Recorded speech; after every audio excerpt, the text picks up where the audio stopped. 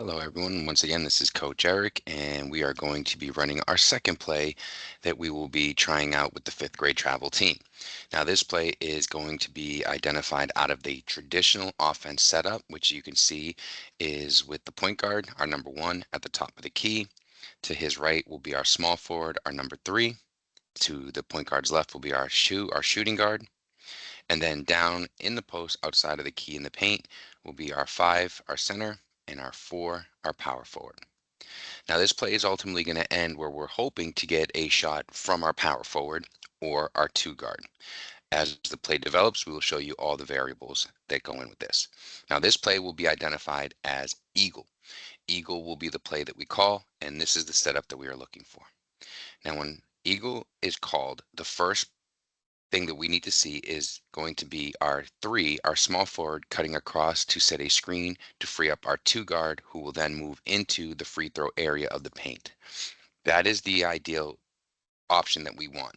Now, with this play, the one guard preferably is going to give a good bounce pass that is going to meet our two guard as soon as they hit that paint.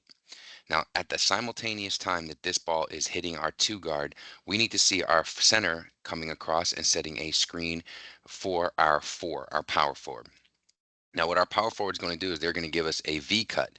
They're going to cut toward the basket and then up toward the paint, halfway between the basket and the free throw line, and that is the ideal spot that we want our power forward in. As soon as they meet that area, we are going to get a pass from our two guard over to our power forward, preferably to get that shot in the basket. Now, that's not always going to work. Um, the pass could come in the wrong angle, and our power forward has his back to the basket, unable to get there. Defenses could collapse, whatever it may be.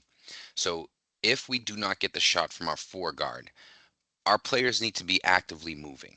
As soon as that pass is made to our four, our one guard is going to cut into the paint on the, I'm sorry, on the outside of the paint, and our three will cut to the left side of that guard.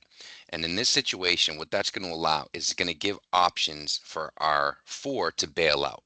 It's going to give him four different passes to go through. As you can see, the first scenario we'll show with the one. He has an option to get it to the three. He has an option also to cut back to the two and or to the five. Now, whatever scenario happens at that point, what we need to do is making sure that we get the ball out and then we reset the play. Now, if we do have any openings at that time, what I would like to see is our players to take advantage of those opportunities. As you can see, we have different options, and these options will allow our players to either shoot, drive to the lane, or we just reset up our offense. And in resetting our offense, our players would basically scramble back to their beginning spots, hopefully getting back to where we need to be, and then we can recall a play from there. This is Coach Eric. I hope you found this helpful, and take care.